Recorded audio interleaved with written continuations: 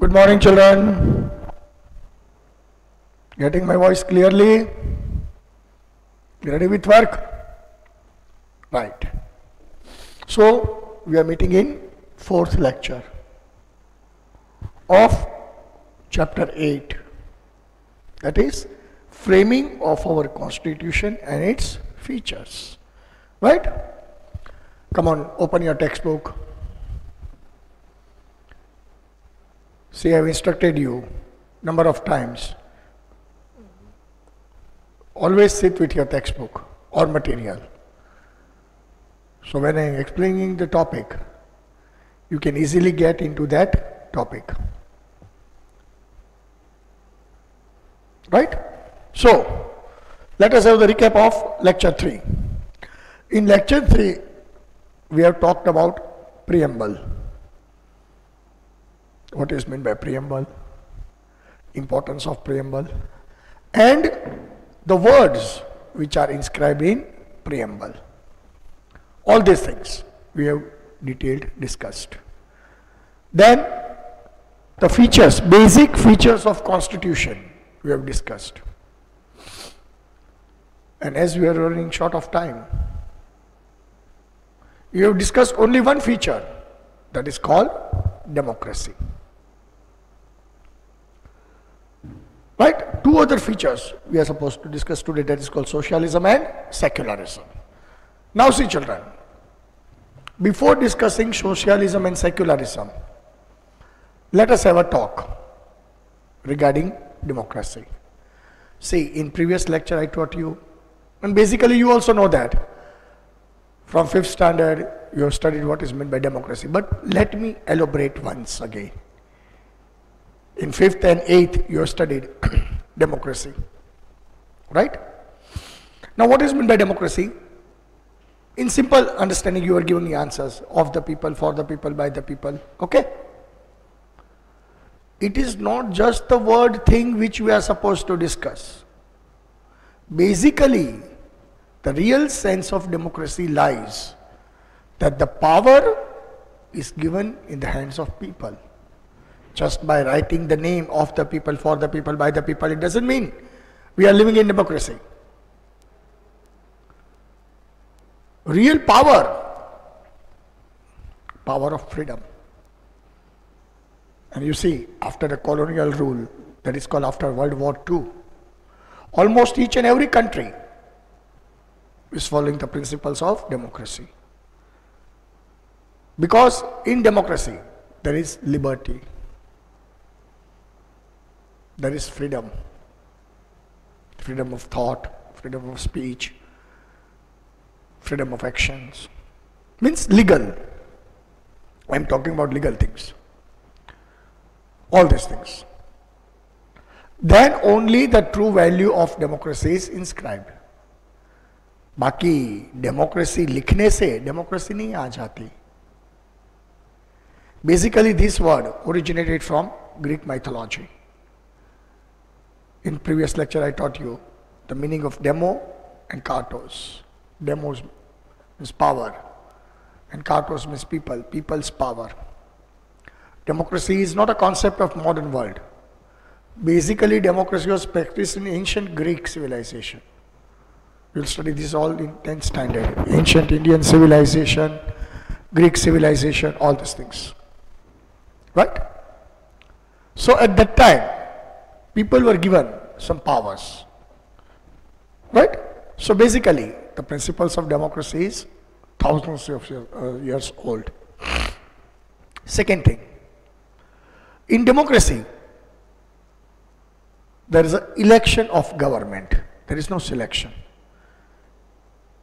And for that, if you remember in previous lecture I told, वो एक movie है ना सुपर 30, उसमें एक डायलॉग था, शायद आपको मालूम होगा, वो मूवी आपने देखी होगी, राजा का बेटा राजा नहीं बन सकता, डेमोक्रेसी है. That means ministership is not a heredity. Minister का बेटा मिनिस्टर बन जाए, बाप के बाद बेटा, उसके बाद उसका बेटा, पीढ़ी दर पीढ़ी वो राज करे, ऐसा नहीं होता. Election is done. हाँ, अभी हम देख रहे हैं इलेक्शन में कितनी अनफेयर प्रैक्टिसेस होती है। अभी मैंने आपको ऐसा बोला, मिनिस्टर का बेटा मिनिस्टर में नहीं बनता, लेकिन वास्तव में ऐसा ही चल रहा है। हम उसकी बात नहीं कर रहे हैं, क्योंकि अभी आज जो गंदी पॉलिटिकल सिस्टम ने हिंदुस्तान को जकड़ रखा है, नेता लोग अपने फायदे के लिए तोड़ मरोड़ के ये जो चीजें हैं अपनी तरफ खींचते हैं, हम उसकी बात नहीं कर रहे हैं। हम क्लीन बात कर रहे हैं जो बुक में दिया है। बेसिकली मेरे को भी मालूम है कि जो मैं पढ़ाता हूँ बिल्कुल गलत है। मैंने बार बार पिछले लेक्चर में बोला था कि जो बुक में लिखा है उससे टोटली ऑपोजिट हम देख रहे हैं, तो हमारे मन में ये सवाल पैदा होता है कि भैया ये क्या, सर तो गलत बोल रहा है, सर तो ऐसे बता रहा है, सर ये बता रहा है, ये तो कुछ दिखता नहीं है। मेरे को मालूम है बच्चों, लेकिन मैं भी एक बंधा हुआ इंसान हूं। जो बुक में लिखा है वो ही पढ़ाना पड़ेगा ना, वो ही बताना पड़ेगा। बाकी सच्चाई आपको भी मालूम है, मेरे को भी मालूम है। तो we are not talking on that track, okay children, we are just sticking to the constitution. तो ये बात बनी डेमोक्रेसी की कि government is elected not selected. Every 5 years people who are eligible to cast their vote are given chance to select their own, to elect their own government. Political parties contest the election with different manifestos. People have to trust, and the party winning majority of the seat in parliament, general election, Lok Sabha, forms a government. अगर majority की seat नहीं आई तो वो जोल जाल वाली सरकार बनाते, मिली जुली सरकार, जिसका कोई लंबा भविष्य नहीं होता है। हमने बहुत ऐसी सरकारें देखी पिछले दशक में।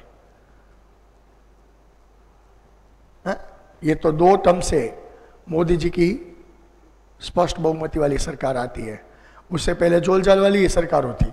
30 साल तक हिंदुस्तान में कोएलिशन गवर्नमेंट है, किसी भी पार्टी को क्लियर बहुमत नहीं था, सब टेका दे के सरकार चलाते थे और अपना फायदा निचोड़ते थे 30 साल तक।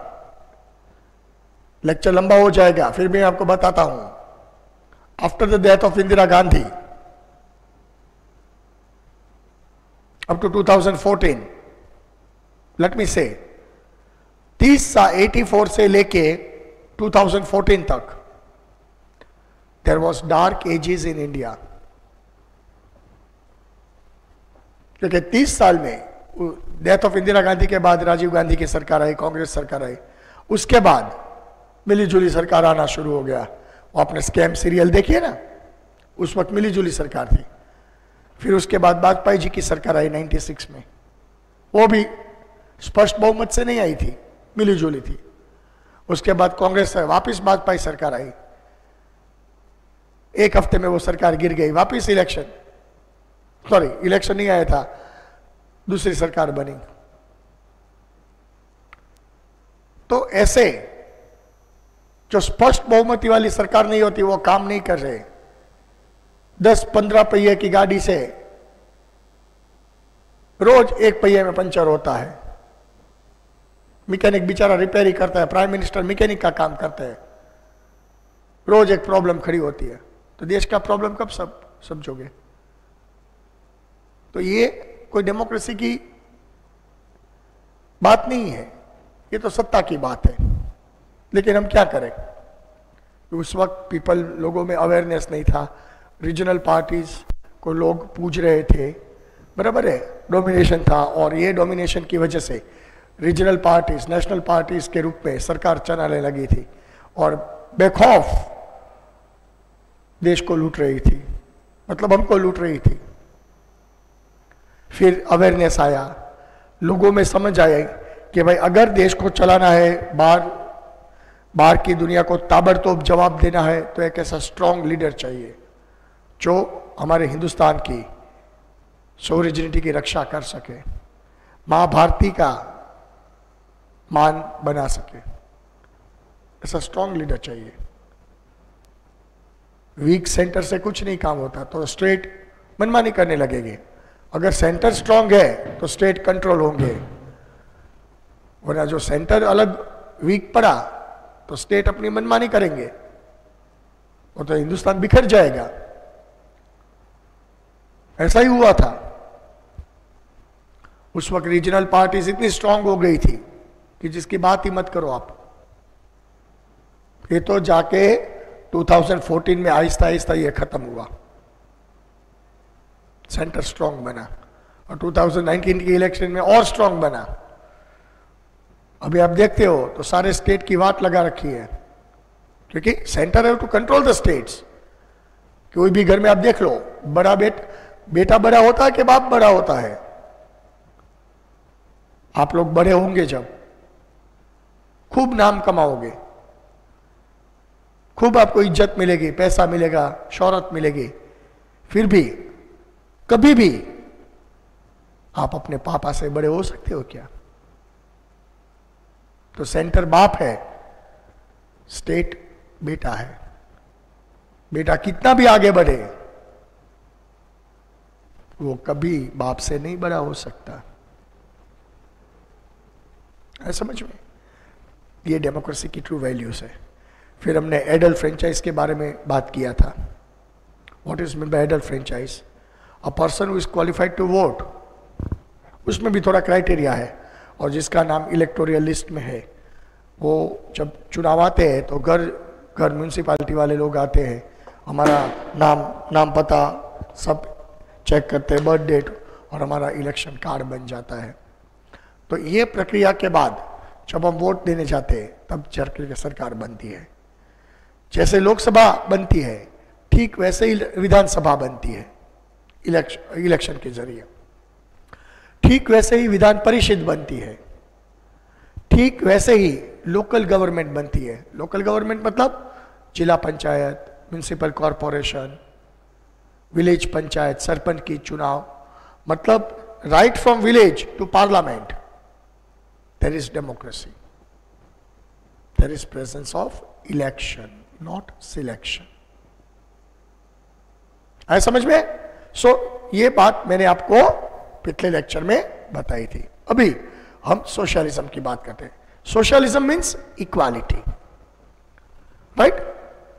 और ये वर्ड थोड़ा लेट आया था, मैंने लास्ट लेक्चर में समझाया था, लेकिन मेरे को कंटिन्यूटी चाहिए, इसीलिए मैं दोबारा ये आपको रिपीट कर रहा हूं।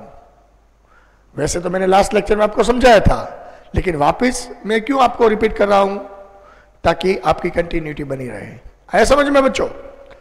Now see, in the year 1976 by 42nd Indian constitution amendment, amendment એટલે चेंज, क्योंकि कॉन्स्टिट्यूशन जब लिखा गया था तो एक अमेंडमेंट का भी प्रोविजन रखा गया था, क्योंकि जिस वक्त 1949-50 में जो कायदे सही थे वो हमारे फ्रेमर्स ने लगाए थे, लेकिन आगे जाके वो कायदे गलत साबित हो सकते हैं। समय के साथ समाज बदलता है, देश बदलता है, तो कायदा में भी बदलाव होना चाहिए। तो टाइम टू टाइम जो अपडेटेड पुराने कायदे हट जाते हैं, नए प्रोविजंस आते हैं, उसको अमेंडमेंट बोलते हैं। तो ये अमेंडमेंट की तहत इन 1976 under 42nd Constitution Amendment rule, this word was inserted, socialism. Understood? Most of the provision in the Constitution of India, directly or indirectly, shows social revolution. Understood? एक समाज, बेसिकली सोशलिज्म वर्ड रशिया में जन्मा था, उसकी पैदाइश Russia में हुई थी। जब रशियन रेवोल्यूशन हुआ, कार्ल मार्क्स जैसे महात्मा गांधी को पूछते, रशियन लोग कार्ल मार्क्स को पूछते, he was called the father of socialism. Socialism means classless society, कोई ऊंच नहीं, कोई नीच नहीं, कोई अमीर नहीं, कोई गरीब नहीं, सब बंदे इक्वल, सब सिटीजन्स। और जब रशिया में रेवोल्यूशन हुआ और ये सोशलिज्म एडॉप्ट हुआ, ये सोशलिज्म के फंडामेंटल्स पे तो रशिया की सरकार बनी थी, और इतनी मजबूत सरकार बनी थी जिसने माइटी जर्मनी को वर्ल्ड वॉर 2 में जवाब दिया था। और उसके बाद मैं आपको हिस्ट्री में सेकेंड टर्म में पढ़ाऊंगा, और उसके बाद अगर आप देखो तो रशिया सुपर पावर बन चुका था, अमेरिका के साथ कंपीट करने लगा था, क्योंकि रशिया का पूरा नाम कब था, सॉरी, आफ्टर रेवोल्यूशन बन गया था USSR, United socialistic Soviet Republic of Russia. वैसे आजादी थी, लेकिन नाम की बेसिकली डिक्टेटरशिप थी सोशलिज्म के नाम पे, क्लासलेस सोसाइटी। तो ये वर्ड हमारे इंडिया में इंसर्ट हुआ कॉन्स्टिट्यूशन में, because India is having thousands and thousands of class and creeds, and सब अपनी मनमानी करते हैं, सबका अलग अलग का ट्रेडिशन होता है, कल्चर होता है, ये होता है, वे होता है, उसका फेस्टिवल्स होता है, उसकी रीति रिवाज होते हैं। तो ये सब विविधता में एकता अगर चाहिए तो सोशलिज्म जरूरी था। सिर्फ लिखने से सोशलिज्म नहीं आता, उसको प्रैक्टिकली इंस्टॉल करना पड़ता है। लेकिन एक दुर्भाग्य के साथ मैं आपको बता सकता हूं बच्चों, 1976 में, आज से 45 साल पहले ये वर्ड आ गया था, लेकिन आज तक उसका सही मायने में इंप्लीमेंटेशन नहीं हुआ है। समझ में? क्योंकि आज हम देख रहे हैं ऊंच नीच के भेदभाव, रिच पुअर के भेदभाव, विलेज अर्बन के भेदभाव, नाती जाति के भेदभाव, सबको अपना अपना पर्सनल बेनिफिट दिखता है। हर एक बंदा ऐसा बोलता है हम बड़े हैं। ओके भैया, आप बड़े हो तो छोटा कौन है? बोलने से कोई बड़ा नहीं हो जाता, इंपॉर्टेंस देने से इंपॉर्टेंस नहीं मिलता, इंपॉर्टेंस गेन करना पड़ता है, उसके लिए मेहनत करनी पड़ती है। शॉर्टकट में कभी कुछ नहीं मिलता है? हमारे गुजरात में तो सोशलिज्म कम है, लेकिन आप ईस्टर्न स्टेट्स में, नॉर्दर्न स्टेट्स में देखो कितनी बड़ी खाई है सोशलिज्म के नाम पे। The principle of socialistic pattern directs social, economic and political equality to all the citizens given in the preamble. And I'm really sorry to say, today I cannot challenge and say that this sentence is true. Right? In socialism, a person is given social, political and economic equality. You will not find this. You will not find. सिर्फ 1976 में ये word install किया गया। हाँ, अगर देश बदलेगा, आप जब बड़े होगे, अंडरस्टैंड करोगे, तब जाके सोशलिज्म का मीनिंग आपके दिमाग में जब क्लियर होगा, तब सिस्टम बदलेगा। क्योंकि बदलाव हम ही लाते हैं ना। जब समाज की सोच बदलेगी, समाज जब बदलेगा, तब ये सारी चीजें अपने आप होने जाएंगी। लेकिन अभी दूर दूर तक कोई कुछ नहीं दिखाई देता है। समझ में? Now it is regarded as a prime feature of the state. सारी सरकार, central government, state government socialism के नाम पे काम करती है,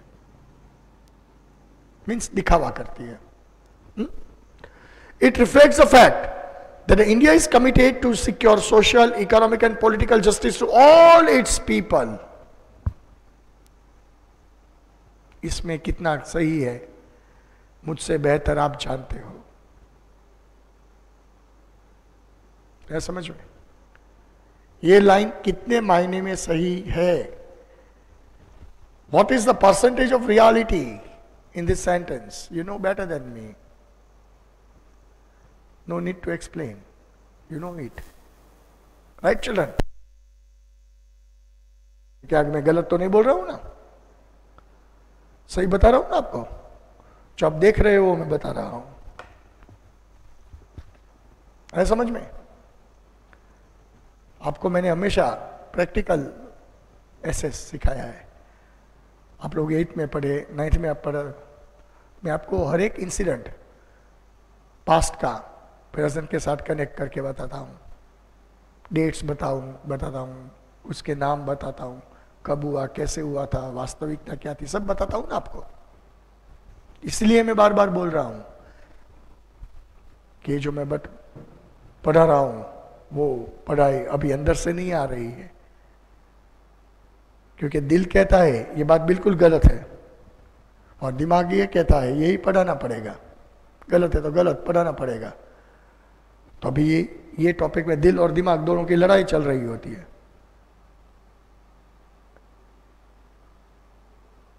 क्योंकि आप लोग भी मैच्योर हो, आप भी सब समझते हो,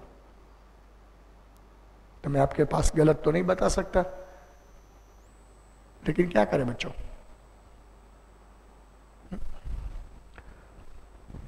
India stands to abolish all forms of exploitation. अगर हिंदुस्तान में से एक्सप्लोइटेशन खत्म हो गया तो भारत राम राज्य बन सकता है। एक बार आप बाहर देखो कितना एक्सप्लोइटेशन है, आपको मालूम है। एक एक इंसान का एक्सप्लोइटेशन का मीनिंग डिफरेंट होता है। Some are socially exploited, some are physically exploited, some are economically exploited, some are mentally exploited.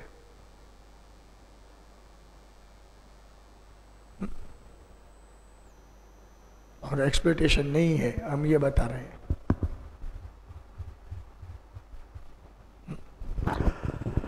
In securing equitable distribution of income, resource and wealth, सबको मिलना चाहिए, ये कॉन्स्टिट्यूशन बताता है। लेकिन सही मायने में कल ही मैंने गुजरात समाचार के एक एप्लीकेशन में पढ़ा था कि कोरोना काल में गुजरात तो हमारा समृद्ध स्टेट है, राइट? दूसरे ईस्ट या नॉर्थ के स्टेट से खूब आगे है हम गुजरात में। फिर भी गुजरात में 1.5 साल में कोरोना की वजह से आपको मालूम है सब व्यापार धंधा सब खत्म हो गया है, सब कुछ ठप पड़ा है। आप बच्चे लोग घर पे बैठे हो और आप इतने छोटे नहीं हो, सबको मैं बोल रहा हूं, आप भी अपनी घर की परिस्थिति देखते होगे कितना स्ट्रगल करना पड़ता है, राइट? क्योंकि सारी सिस्टम में नुकसान आया है, बराबर है। तो कल एक सर्वे जो हुआ उसमें 1.5 साल में गुजरात में 15 lakhs people were added to poverty। ये ऑफिशियली आंकड़ा है और सरकारी आंकड़ा कभी सच नहीं होता। अगर सरकार ऐसे बताती है कि 15 लाख लोग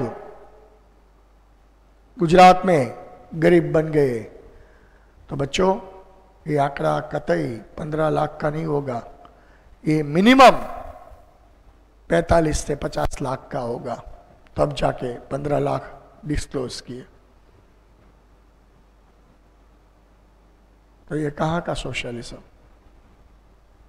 अभी आप देख रहे हो जो दबा के बैठे थे वो बेखौफ जिंदगी जी रहे हैं एक साइड, ये कोरोना काल में भी। और एक साइड आप देखो 2 टंक की रोटी के भी लाले पड़ रहे हैं। एक साइड आप देखो राशन की लंबी लंबी लाइनें लगी होती है। एक पूरा परिवार 2 रोटी के लिए तरस रहता है, क्योंकि मजदूर परिवार है, सब काम धंधा सब बंद हो गया है। और एक साइड आप लग्जरियस एंटरटेनमेंट देख रहे हो। तो भैया ये कहां का सोशलिज्म, आप मेरे को बताओ। Is it called socialism?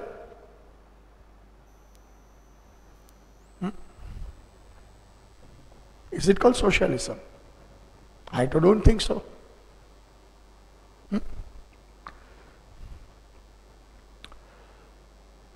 So, equal opportunity and getting provisions of the society by eliminating discrimination between rich and poor, all these things. ये बिल्कुल बकवास बात है। ये बात बुक में रहनी चाहिए, हम पढ़ेंगे, अंडरस्टैंड करेंगे और भूल जाएंगे, क्योंकि वास्तविक लाइफ टोटली डिफरेंट है। अभी हम बात करते हैं सेक्युलरिज्म पे। सेक्युलरिज्म मीन्स धर्मनिरपेक्षता। India is a secular nation, our government does not promote any religion.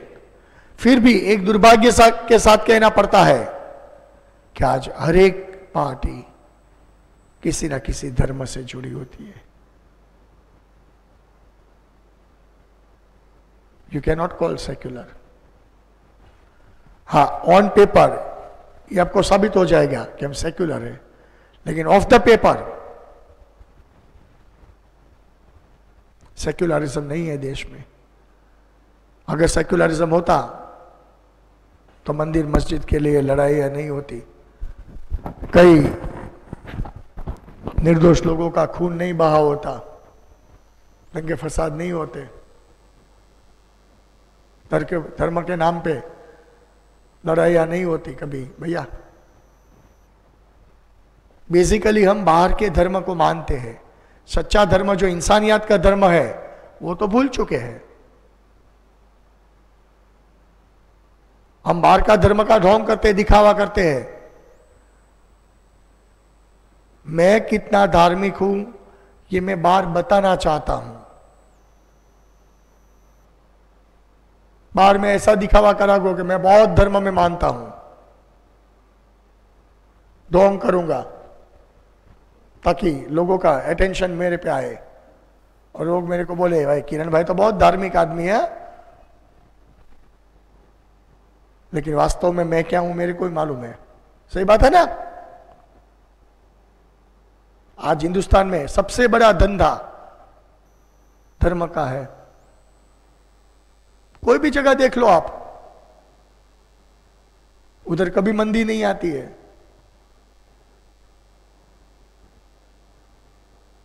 Right? आपने शायद एक मूवी देखी होगी, oh my God, Paresh Rawal की।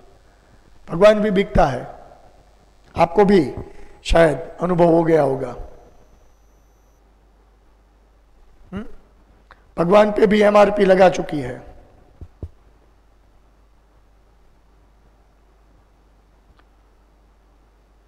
जैसे जैसे रिलीजियस फंक्शंस होते हैं इतना दिखावा होता है जिसकी कोई सीमा ही नहीं। I am not blaming any one, but it is a reality today. है समझ में? Secularism in the year 1976 by 42nd amendment of constitution word secular was inserted socialism के तहत। India is a secular nation. India can never become one particular religious country as per provision of the constitution. सरकार किसी धर्म को promote सीधा सीधा नहीं कर सकती है, लेकिन इनडायरेक्टली प्रमोट कर सकती है। और ये पॉलिटिकल पार्टीज यही धंधा करती है, और ऐसी धंधे के रास्ते वो पावर्स में आते हैं।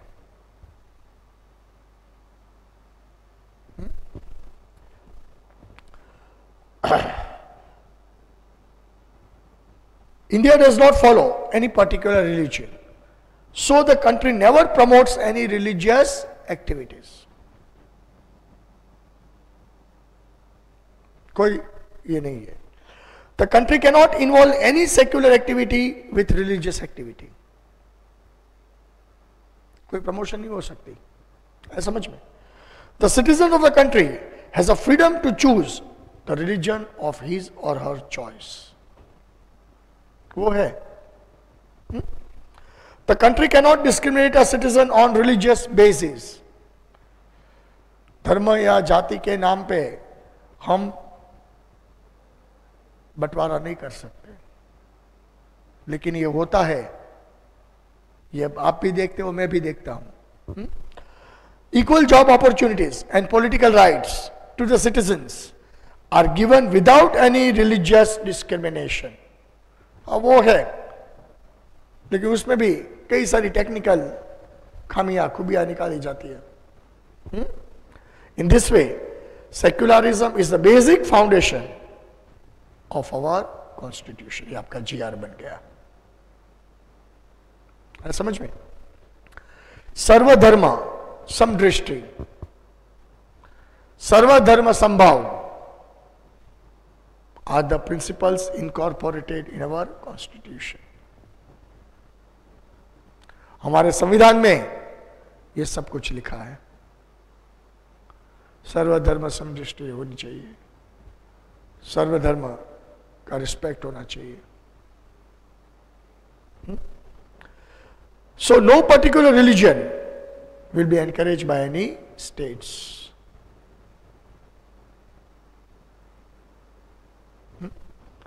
There is no prohibition of any citizen to propagate his or her religious belief and trust.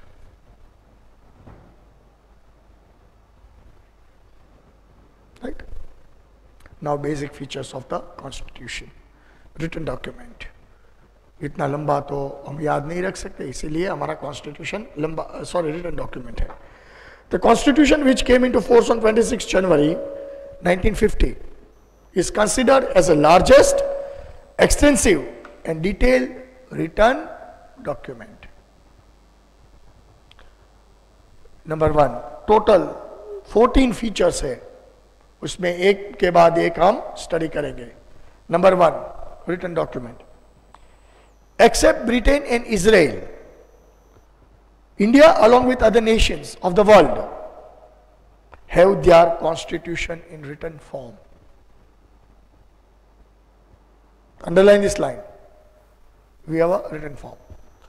Considering the social, geographical diversities and circumstances and prehistorical notions of the Constitution Assembly, it is kept as a written form. मतलब हमारा constitution written document है.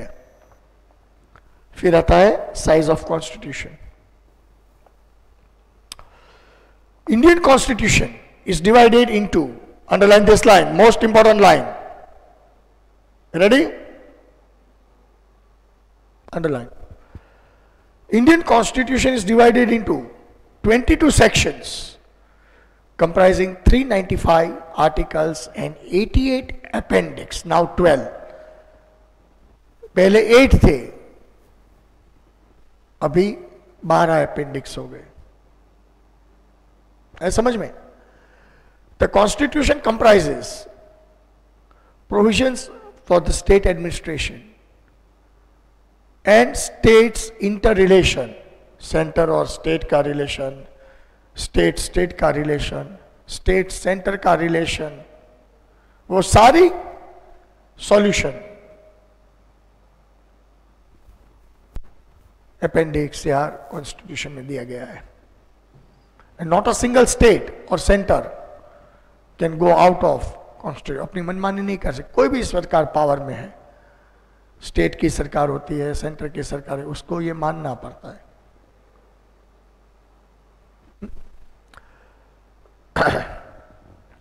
The Constitution provides state administration and state interrelation, fundamental rights, principles for political policies, judiciary, election commission, government institutions, सरकारी संस्था, minorities, schedule caste and deprived group, ये सारी सुविधाएं in constitution में दी गई है। किसके लिए क्या करना है, क्या करना है, क्या नहीं करना है, सब कुछ। Therefore, our Constitution of India is the largest, extensive and detailed written document compared to other nation. क्योंकि भारत जितना देश एक ही बड़ा है, चाइना भारत से बड़ा, बाकी भारत जितना इतना विशाल देश, भले चाइना बड़ा है लेकिन सिंगल कल्चर है, हमारा तो मल्टीपल कल्चर है, सबको ध्यान में रखना पड़ता है। तो दुनिया में ऐसे कहा जाए कि हमारे कॉन्स्टिट्यूशन जैसा कोई कॉन्स्टिट्यूशन नहीं है। Then comes to single citizenship. In America, dual citizenship is given, one for United States of America and other for state citizen. ये हमारे हिंदुस्तान में नहीं है, हम एक इंडियंस के नाम के जाने जाते। अगर हम पासपोर्ट निकालते हैं तो रिपब्लिक ऑफ इंडिया लिखा है, Republic of Gujarat, Republic of Maharashtra, ऐसा नहीं लिखा होता है। अमेरिका में ड्यूल सिटीजन है, एक अमेरिकन सिटीजन भी हो और वो स्टेट के सिटीजन भी हो आप, लेकिन भारत में ऐसा नहीं है। जम्मू कश्मीर में था, लेकिन वो 2019 में जब ये आर्टिकल 370 हटा तब निकल चुकी थी। अभी जम्मू कश्मीर में भी ऐसा नहीं, जम्मू कश्मीर में यूनियन टेरिटरी का रूल है, मतलब सेंट्रल गवर्नमेंट का डायरेक्ट रूल है, आपको मालूम है। इसीलिए तो पॉलिटिकल पार्टी उधर बिलबिला रही है, सत्ता चली गई, सब कुछ मोदी साहब ने साफ कर दिया। बैठे बैठे जो पॉलिटिक्स करते थे, लोगों को उल्लू बनाते थे, निर्दोष लोगों का घाटी में खून बहता था, बंद करवा दिया, पत्थरबाजी सब कुछ। But in India there is only single citizenship irrespective to any region or state of the country. Only citizens of Jammu Kashmir have a dual citizenship. ये लाइन अभी है तो सुननी पड़ेगी, बाकी ये सब कुछ खत्म हो गया, इतिहास बन गया। पत्थरबाजी, जुलूस निकालना, तिरंगे का अपमान करना, पाकिस्तान तरफी नारे लगाना, और ये सब चोर नेता जो बैठे थे, मुफ्ती मोहम्मद, वो महबूबा ने, वो फारूक अब्दुल्ला ने, पीडीपी वाले ने, सब घर पे बैठ गए। 70 साल तक हिंदुस्तान को लूटा था, हमको लूटा था, समझ में। Only citizen of Jammu Kashmir have a dual citizenship, one from India and other from other state of Jammu Kashmir. लेकिन ये लाइन अभी पढ़ने लायक है, ये लाइन में एग्जाम में भी नहीं पूछूंगा, तो ऐसा सवाल मेरे को मत करना, सर हम क्या लिखे, आपने तो बताया था 19 में कैंसिल हो गया, इधर ये लिखा, ये लाइन में आपको पूछने वाला नहीं हूं। है समझ में? ये लाइन में आपको ऑब्जेक्टिव में नहीं पूछूंगा, ताकि कोई भी प्रॉब्लम ही खड़ा ना होवे। Okay children, so we have studied socialism, we have studied secularism, we have studied written document, we have studied size of constitution and single citizenship. So now it is your time to take your homework. Come on children.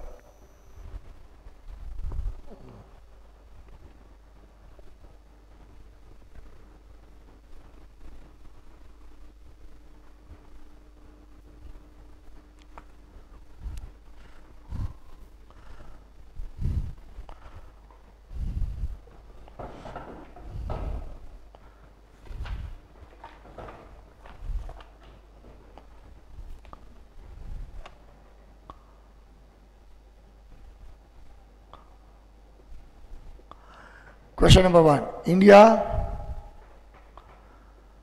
is a secular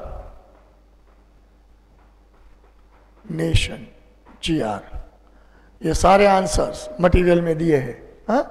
number 2. Our constitution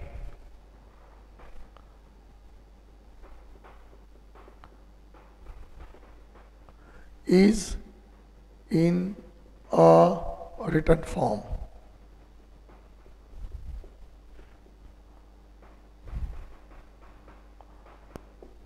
Question 3. In India, we have single citizenship.